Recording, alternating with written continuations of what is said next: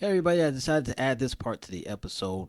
What I want to do is have you all, the listener, to send a text message to 312-879-0499 if you believe whether or not Kobe Bryant was in idolatry when it comes to the game of basketball. Just listen to the whole episode. Look at both sides. You know what ChatGPT says, what I've said, and make a decision. I will read some responses on the next episode. So again, 312-879-0499. I would love to hear your feedback. Okay. Enjoy the episode. If the drummer pop off, then it's eye for an eye. Even the blind see a ribbon in the sky. Stevie Wonder told the world, I'm just trying to tell them why. We only got one life, two roads, you decide. Man, I'm trying to put you on to what your money can't buy. Hold up, slow it up, stop living that lie. When it's all said and done, don't be surprised. Know that Jesus is alive. Yeah, and he's coming back shortly. $1,000,000 beach house, heat game, court seats. Welcome to One Life at a Time, where you have one life, two roads, and you decide. My name is Scott Phillips. I'm also known as Scotty P by some. And in this unique podcast, we are going to be comparing ChatGPT to the Word of God. This is a unique podcast in that we are going to be looking at things from an angle of what is programmed into the ChatGPT AI. For those who don't know what ChatGPT is, it is a application that you can go to either online, or you can download it on your phone or any other device that you have and ask it virtually any question. You can ask it to make an image for you. You can ask it to write a paper for you. You can ask it about a topic, a person, a place, or thing, and it'll give you a snippet rundown of who that person is and answer your questions as you continue to engage with the app. It is kind of like a second conversation that you have, but it's with a computer. So it's just something that's unique in this age that we live in, and it's going to be here to stay. Well, why not use it to glorify the Lord with as well? So what I'm going to do with this podcast is actually use ChatGPT to actually draw out some things regarding different people, different topics, different places, different things, and whatever is on my heart to talk about. And I'm going to bring in a Christian perspective about it as well, because we want to also look at things from a biblical perspective and compare it to what is actually being said as an algorithm, or as that's being said out there in the programming world. So the way it works is, first thing you want to do is I will ask ChatGPT a question about a topic, any topic under the sun, mainly. And then I'm going to ask a question based on the answer that I get from it. And then from there, I'm going to ask a total of 5 questions or less from the answers that follow. Now, I chose 5 questions mainly because I want to keep things concise. I don't want to make this thing last longer than it needs to be, because sometimes it can give you long answers. So to keep it short and sweet for my listeners, I'm going to limit to 5 or less. I may go over 1 or 2, but that's if I need to. I will then summarize the conversation that we just went over, and then I'm going to draw my conclusions from the Word of God. And lastly, I'm going to leave it up to you, the listener, regarding what you heard, and to make a decision which road to take. Either you can take the road of what the ChatGPT says and find that more reasonable, or you can take the road of what I may say, and especially when it comes to the things of God and the Word of God, and find that more reasonable. But I just want to leave you with that as well. So I hope you enjoyed this podcast. I'm excited about it. It's something I don't know if it's unique or not, but hopefully it is. If not, praise the Lord anyway. And we're going to get right into it. So the first topic for today is going to be Kobe Bryant. Kobe Bryant's been on my mind all day today. So I figured it'd be a good idea to ask ChatGPT all about him. So let's find out what ChatGPT says about Kobe. So ChatGPT, who was Kobe Bryant? Kobe Bryant was an American professional basketball player, widely regarded as one of the greatest players in NBA history. Born on August 23, 1978, in Philadelphia, Pennsylvania, he spent his entire 20-year career with the Los Angeles Lakers, from 1996 to 2016. Known for his scoring ability, work ethic, and competitive spirit, Bryant became an iconic figure in the world of sports. Some of his notable achievements include 5 NBA championships, 2000, 2001, 2002, 2009, 2010, 2 Olympic gold medals, 2008, 2012, 18 NBA All-Star selections, 2 NBA Finals MVP awards, 1 regular season MVP award, 2008, an incredible 81-point game against the Toronto Raptors in 2006, the second highest point total in NBA history. Bryant was known for his Mamba mentality, a mindset of relentless pursuit of excellence and self-improvement. This mentality became part of his legacy both on and off the court. In addition to his basketball career, Kobe was involved in various ventures, including filmmaking. He won an Academy Award for Best Animated Short Film in 2018 for his work on Dear Basketball, a film he wrote and narrated. Tragically, Kobe Bryant, along with his daughter Gianna and 7 others, died in a helicopter crash on January 26, 2020, in Calabasas, California. Okay, so we see that Kobe Bryant was a very notable sports figure. I grew up watching Kobe Bryant. I enjoyed his competitiveness. I enjoyed his play. I know after the Chicago Bulls disbanded in 1998, my home team became the Los Angeles Lakers because of Kobe Bryant and because of Shaquille O'Neal and because of Phil Jackson. And now we know Kobe Bryant had a lot of good accolades: 5 championships, 2 gold medals, 18 All-Star selections, 2 MVPs. You know, the 81-point game, I never forget that. I when I heard about that game, that was amazing. And but Kobe near the end of his life was known for his Mamba mentality. And that's something we're going to get into. I'm going to ask just ChatGPT more about that. He did filmmaking, he did all of these things, and unfortunately, he died suddenly in a helicopter crash in 2020. And I remember where I was when I heard that news. It was a heartbreaking news to hear, because I enjoyed watching Kobe, and I wanted the best for him. I want him to know the Lord, but unfortunately his life got cut too short. So, but I do want to know more about this Mamba mentality, because that really didn't really come about until after I stopped watching basketball altogether for the most part. I mean, I started hearing bits and pieces of it as I was actually coming to a close on watching the sport of basketball regularly. But I'm going to ask ChatGPT about more about this, because honestly, I don't really know that much about it, other than what I would hear about it. So, ChatGPT, could you explain more about his Mamba mentality? Kobe Bryant's Mamba mentality is a philosophy that reflects his intense commitment to constant improvement, excellence, and relentless focus on success, both on and off the basketball court. The term was inspired by Bryant's alter ego, the Black Mamba, a nickname he adopted after his 2003 legal issues, symbolizing his ability to separate his personal life from his professional one and become a fierce competitor when on the court. Here are the key elements of the Mamba mentality. 1. Relentless work ethic.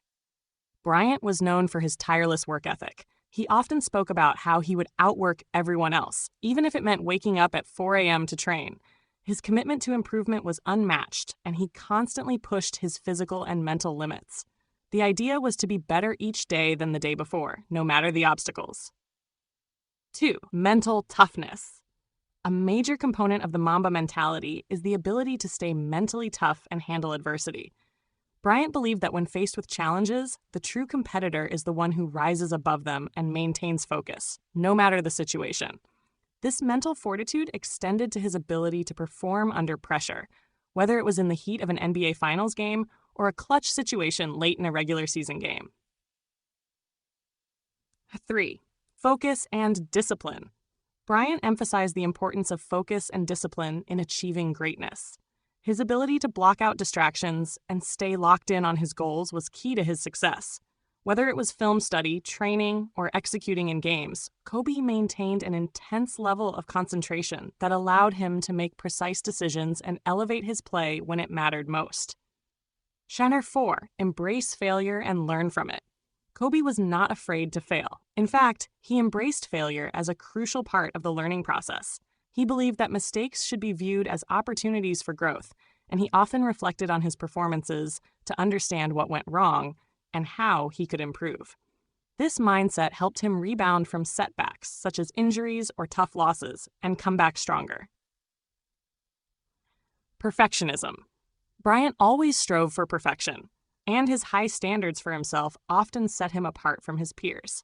He put in the extra hours, practiced his shooting form for countless repetitions, and sought mastery in every aspect of the game.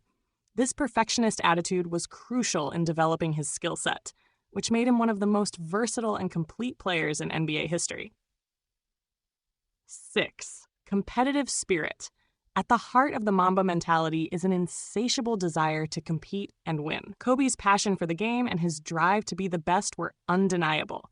He wanted to be the toughest player on the court, and that competitive edge fueled his success. The Mamba mentality made him focus not just on outplaying his opponents, but also on outworking them in every aspect of the game.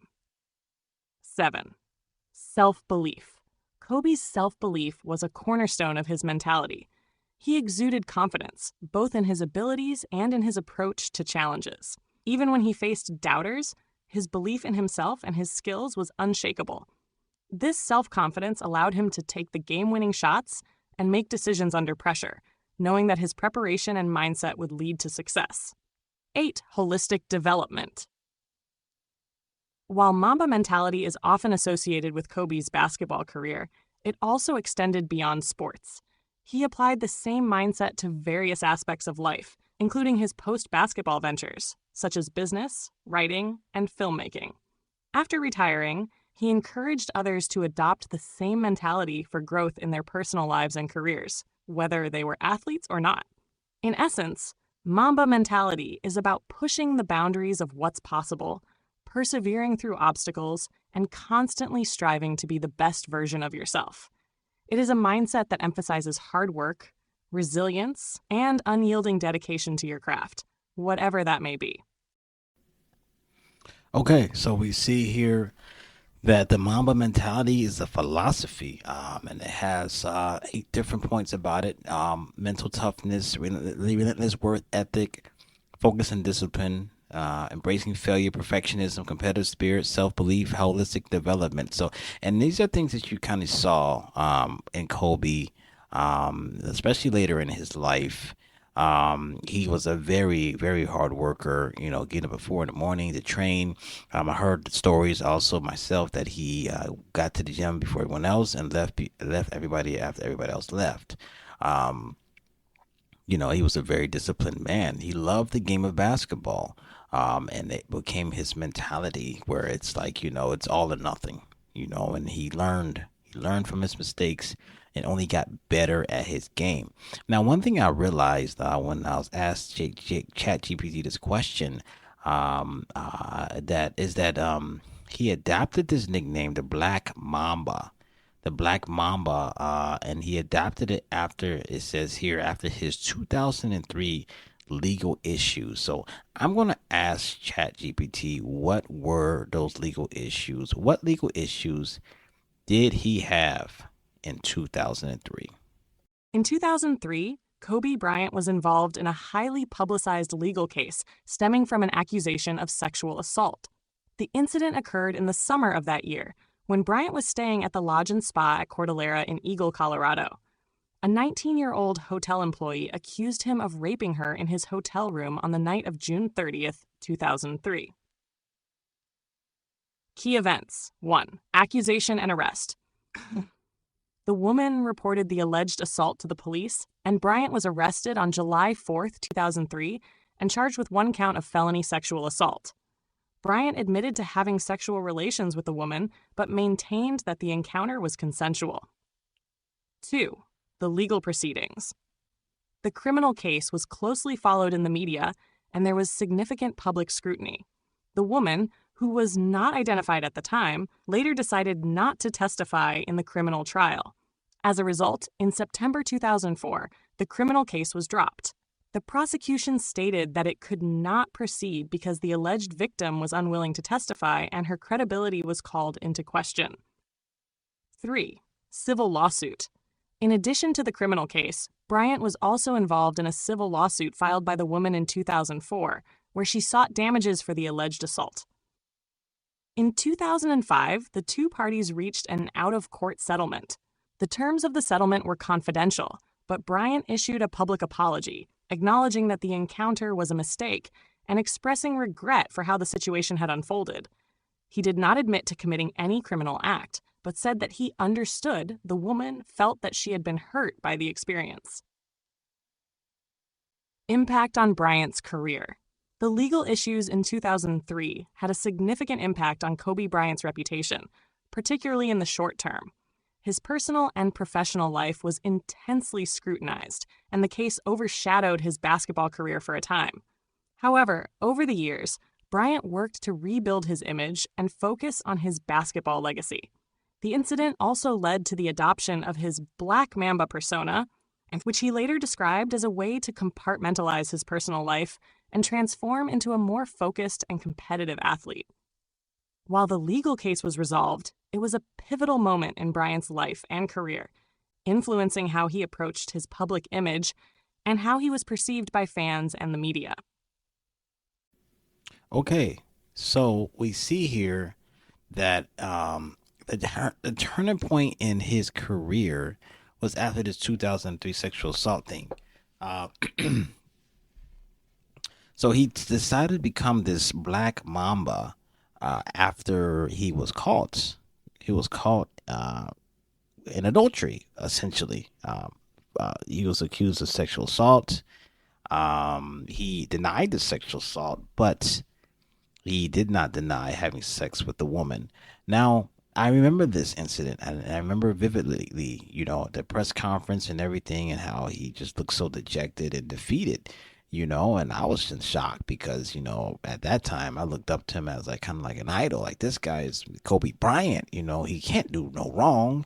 He's my role model, when I come on the court in the streets, and I play basketball, he's the next Michael Jordan. But here we have the situation happen. But as we see here, he used this situation and turned it so that it would help him on the basketball court. He developed this mentality of being an alter ego, having an alter ego, of another persona of being this guy called the Black Mamba, where he would be more lethal on the court, more determined or zealous on the court through that. And, just looking at the whole storyline of this issue, I could only wish that he took the other road, because the road he seems to have taken was a road that was more towards worldly sorrow, and building upon that instead of building upon godly sorrow. What I mean by that is, instead of being sorry for the world's sake, for offending God and doing things that he should not have been doing, he decides to actually become more remorseful toward his wife, which he should have been, remorseful to his fans, which he should have been, but also more remorseful to himself rather than to God. In other words, he decided to learn from his choice of doing this, or this mistake, quote unquote, and actually turning it from within himself into being a better player on the court. And I kind of think that's where things kind of got off the rocker a bit. But let's continue. I'm going to ask ChatGPT, what actually is a Black Mamba? So, we heard this saying, so let's find out what it is. So, ChatGPT, what is a Black Mamba? The Black Mamba is a highly venomous snake native to sub-Saharan Africa, known for its speed, agility, and aggression. It is one of the most feared snakes in the world due to its potent venom and quick strikes. Here are some key characteristics of the Black Mamba. Number 1. Physical appearance. The Black Mamba is typically brown or olive in color, but its name comes from the inside of its mouth, which is a deep bluish black. The snake itself can grow up to 14 feet, 4.3 meters in length, making it one of the longest venomous snakes in the world. Number 2. Venom. The venom of the Black Mamba is extremely toxic and can cause death in a human within hours if untreated. It contains neurotoxins that attack the nervous system, leading to paralysis and potentially death. The venom works very quickly, making it a deadly predator. 3. Speed and agility. The black mamba is incredibly fast, capable of moving at speeds up to 12 miles per hour, 19 kilometers per hour. It is also highly agile, using its speed to evade threats and pursue prey. This combination of speed and precision makes it a formidable predator. 4. Aggression and behavior. Black mambas are known to be aggressive when threatened. They can strike with incredible speed and accuracy, sometimes delivering multiple strikes in rapid succession. However, they tend to avoid humans if given the opportunity. 5. Habitat. The black mamba is typically found in savannas, rocky hills, and open woodlands in sub-Saharan Africa. It often prefers dry, arid environments, but can be found in a variety of habitats. The symbolism behind Kobe Bryant's black mamba. Kobe Bryant adopted the nickname the Black Mamba as a part of his alter ego, which he created to represent a more focused, ruthless, and mentally sharp version of himself on the basketball court. Much like the snake, Kobe's Black Mamba persona was about striking with speed, precision, and relentless aggression in pursuit of victory.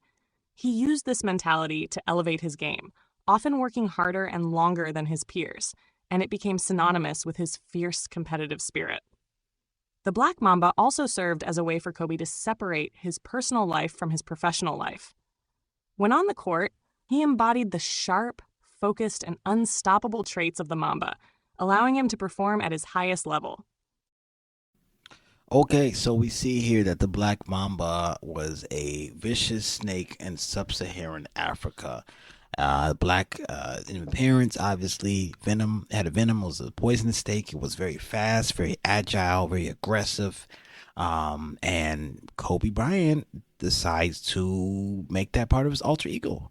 Now, it says here that it says that he decided to do that because his persona was about striking with speed, precision, relentless aggression. And to be honest, he was a very, very good player.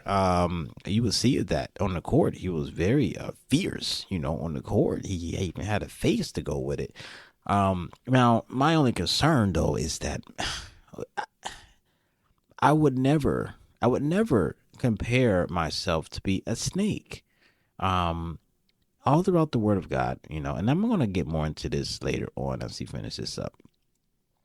The snake is considered to be evil since Genesis. The serpent, the devil, was a snake. He was a serpent, and God cursed the snake to start crawling on his belly. And then later on, it says that the serpent of old, which is called the devil, was cast out. This is not something that one should identify himself. This is what I was talking about earlier, that I'm noticing, he took a tragedy in his own life and turned it in a way which would benefit him in a worldly point of view, in a fleshly way. And naturally with that, when you go that route, you have to take everything with it, and that includes the demonic forces that go with this. And honestly, it seems like that's demonic to me. This being a black mamba, being a black snake. And I know you're focusing on the game of basketball, but what really stood out to me, is what GPT said. The black mamba also served as a way for Kobe to separate his personal life from his professional life. I understand, and I hear this a lot at work and everything, that you want to leave your work at the door, right? You don't want to bring it home, right? However, we should not create these two different personalities, because that's not of God. That's not of God. And like I said, I'm going too far with this, but let's continue. I have one question left to use for this session for today. Like I said, I don't want to continue this, can prolong in this. So I'm going to use it wisely, and I'm going to ask ChatGPT, because I want to hear from Kobe Bryant himself. Now, sure, I can go to YouTube and pull up some clips and videos, but I want to stick to ChatGPT, and because I'm sure they can pull these things up. I can find them regardless. So I'm going to trust what it says when I ask this question here. What are some quotes from Kobe about being the black mamba? Let's hear what ChatGPT has to say about that. Kobe Bryant often spoke about his Black Mamba persona and the mindset it represented. Here are some notable quotes where he explained what it meant to embody the Black Mamba. 1. On adopting the Black Mamba persona, the Black Mamba mentality is a mindset we can all apply to the most challenging moments of our lives. It's about focusing on the process and trusting in the hard work when it matters most. 2. On mentality and focus. I have nothing in common with lazy people who blame others for their lack of success. Great things come from hard work and perseverance, no excuses. Mamba mentality is all about focusing on the process and trusting in the hard work. It's the ultimate mantra for the competitive spirit. 3. On the purpose of the Mamba mentality. Mamba mentality is about 4 a.m. workouts, doing more than the next guy, and then trusting in the work you've put in when it's time to perform. Without studying, preparation, and practice, you're leaving the outcome to fate. I don't do fate. 4. On becoming the Black Mamba. I created the Black Mamba as an alter ego, so when I step on the court, I'm not the person dealing with personal issues. I leave that person behind and become someone new. It's like a snake shedding its skin. 5. On overcoming challenges. The mindset isn't about seeking a result. It's more about the journey and the approach. It's a way of life. Everything negative, pressure, challenges, is all an opportunity for me to rise. 6. On pushing beyond limits. The moment you give up is the moment you let someone else win. If you want to be great at something, there's a choice you have to make. What I mean by that is, there are inherent sacrifices that come along with that. Family time, hanging out with friends, being a great friend, being a great son, nephew, whatever the case may be. These quotes reflect how Kobe used the Black Mamba as a symbol of his relentless pursuit of greatness, both on and off the court. The Mamba mentality became a universal message for embracing hard work, overcoming obstacles, and striving to be the best version of oneself. So we see here that, this is from Kobe's own mouth here. What really stuck out to me was kind of near the last one of this. He said, if you want to be great at something, there's a choice you have to make. What I mean by that is there are inherent sacrifices that come along with that. Family time. I mean, full stop here. Full stop. There's nothing that should be more important than family time. God gave you your family, and time is something you cannot get back. Now, I understand in certain professions, time is demanded of you so you can perform the best or do the best at what you can. But at the same time, at the end of the day, that family time should outweigh everything. And so it seems that Kobe's mindset was completely consumed with the game of basketball. Now, I heard that he was a good father. To be fair, he was a good father to his children, to his daughters. He was a good girl dad. But we got to be careful here. When it comes to what do you spend your time with. He said that my mama mentality is all about focusing on the process and trusting the hard work. It's the ultimate mantra for the competitive spirit. He's into this mantra and having this mentality of a snake, and it's again, there's nothing spiritual here that I'm seeing when it comes to the things of God. Now, I know he's mentioned God in other places. I know that he's professed to be Christian here and there, but as Jesus said, you will know tree by its fruit. And one thing about Kobe that everybody knows is that Kobe idolized basketball, hands down. And I bet if I asked ChatGPT that question, it would say so themselves. In fact, let's just do that. Let's do this one last question. I know I said it was 5, but this is one of those occasions where I want to ask this: did Kobe Bryant idolize basketball? Kobe Bryant had a deep passion for basketball. But whether he idolized the sport depends on how one defines idolize. From a secular perspective, Kobe often described basketball as his first love and dedicated himself fully to it. From a spiritual or religious viewpoint, if idolization implies placing something above all else, including faith or personal values, Kobe's relationship with basketball may be seen as intense, but not necessarily idolatrous in the traditional sense. Key aspects of Kobe's relationship with basketball. 1. Basketball as a passion. Kobe's love for basketball was evident throughout his life.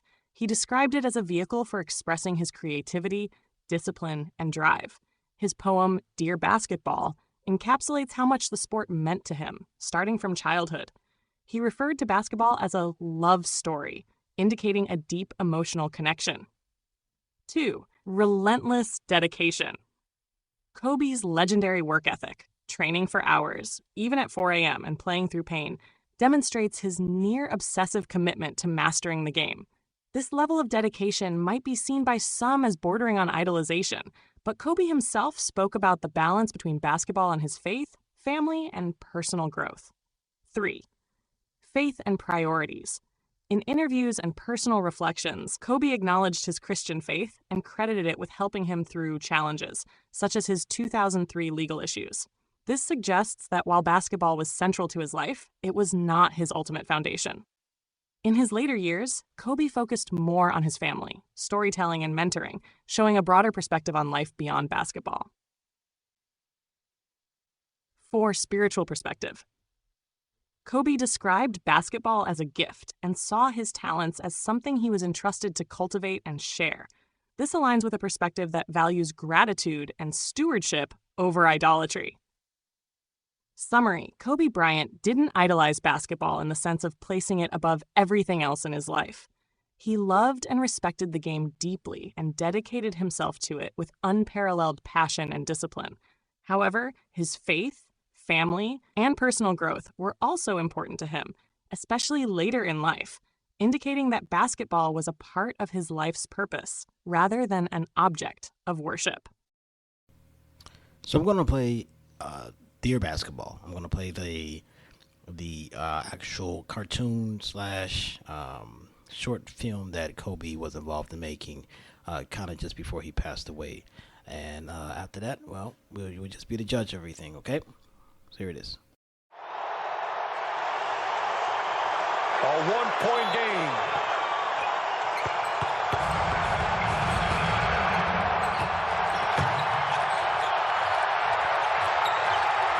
Bryant for the win.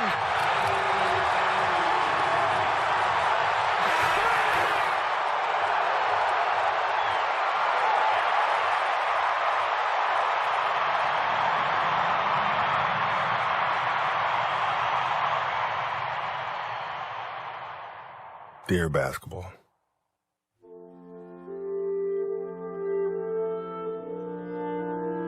From the moment I started rolling my dad's tube socks and shooting imaginary game-winning shots in the Great Western Forum, I knew one thing was real. I fell in love with you. A love so deep, I gave you my all. From my mind and body to my spirit and soul. As a 6-year-old boy, deeply in love with you, I never saw the end of the tunnel. I only saw myself running out of one. And so I ran. I ran up and down every court after every loose ball for you. You asked for my hustle. I gave you my heart. Because it came with so much more. I played through the sweat and the hurt.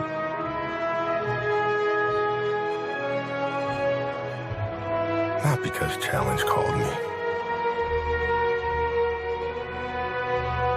but because you called me. I did everything for you. Because that's what you do when someone makes you feel as alive as you've made me feel. You gave a 6-year-old boy his Laker dream. And I'll always love you for it.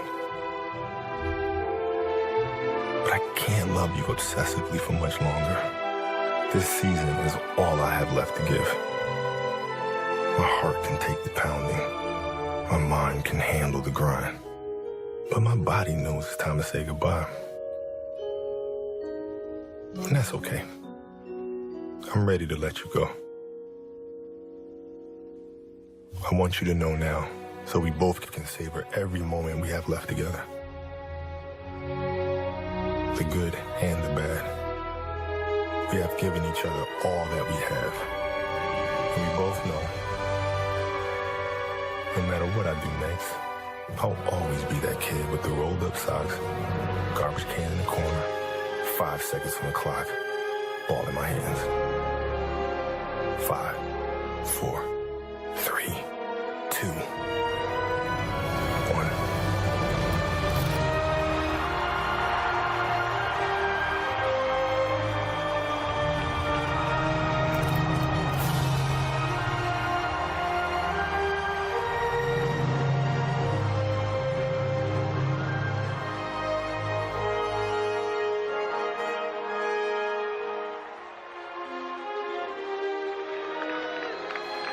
Love you always, Kobe.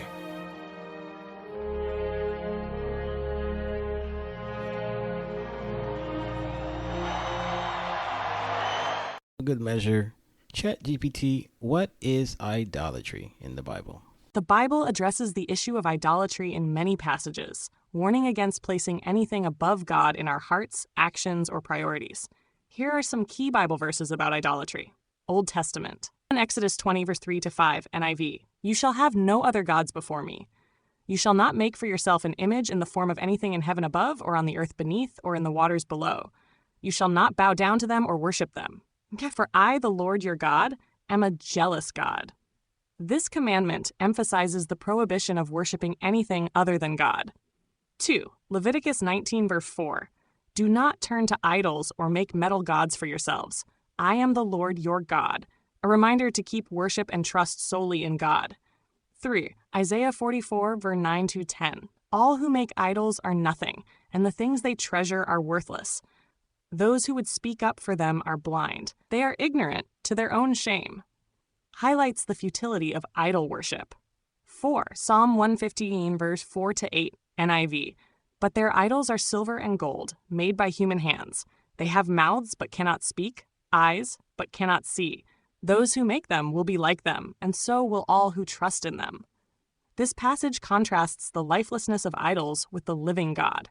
New Testament, 1 Corinthians 10:14. "Therefore, my dear friends, flee from idolatry." A direct command to avoid idolatry in all forms. 2. Colossians 3, NIV. "Put to death, therefore, whatever belongs to your earthly nature: sexual immorality, impurity, lust, evil desires, and greed, which is idolatry." Greed and excessive desire are also identified as forms of idolatry.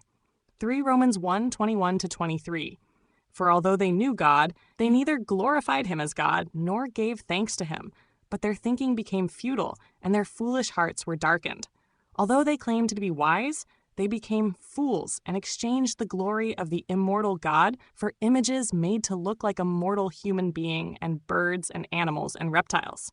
This warns against exchanging God's glory for earthly things. 4. 1 John 5:21 IV. "Dear children, keep yourselves from idols." A succinct reminder to stay away from idolatry. General themes. Idolatry is not limited to physical idols, but includes anything that takes precedence over God, such as wealth, power, or even personal passions. Worship belongs solely to God, as the creator and sustainer of all.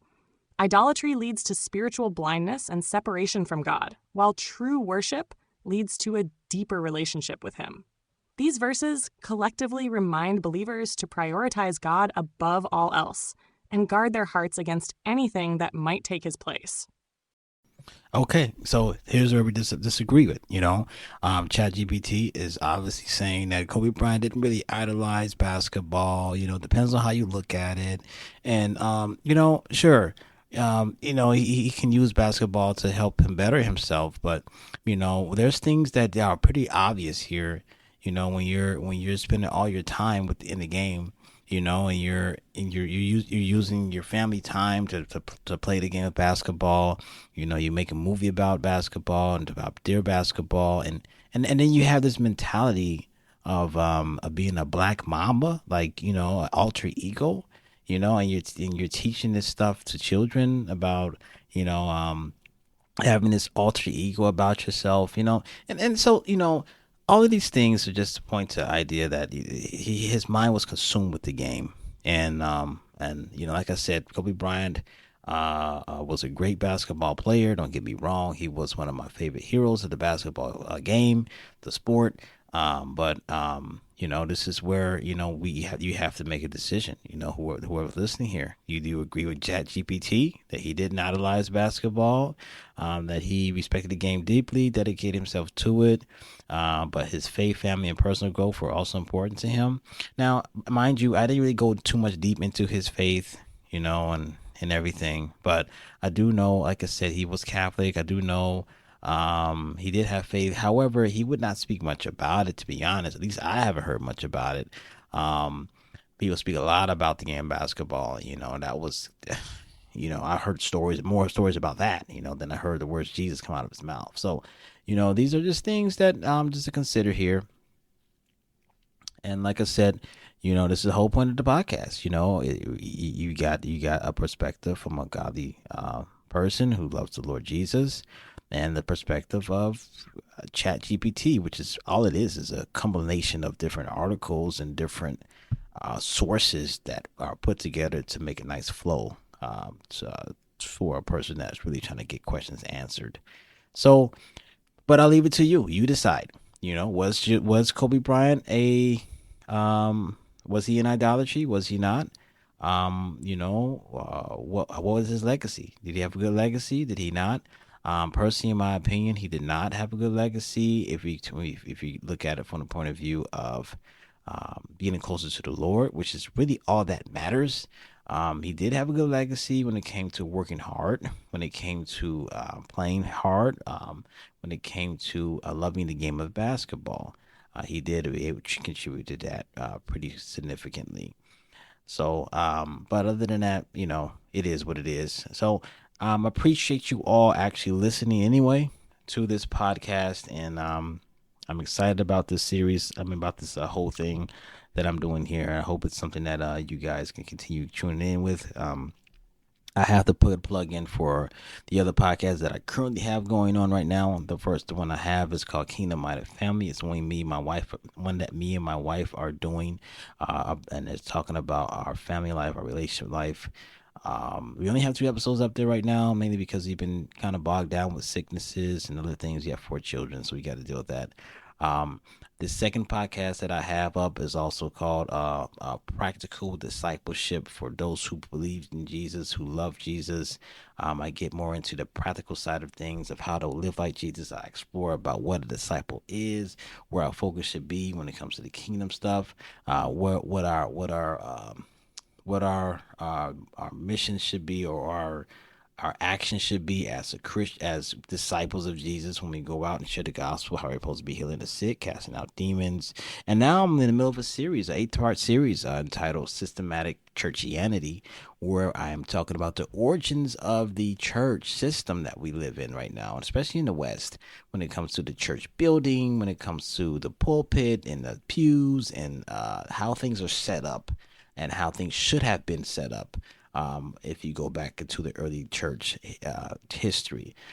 So please check those out. I'm on also a lot of platforms: Facebook, Twitter, Instagram, X. Well, Twitter's X, Instagram, Threads. You know, I'm trying to get more exposure. So if you have any questions as well, you can shoot me an email, restoredkingdom315@gmail.com. restoredkingdom315@gmail.com. Shoot me an email, and I will respond to it when I can. Other than that, I appreciate you all for listening to this, and we will hop on the next one and talk about more things. All right. God bless you, and take care.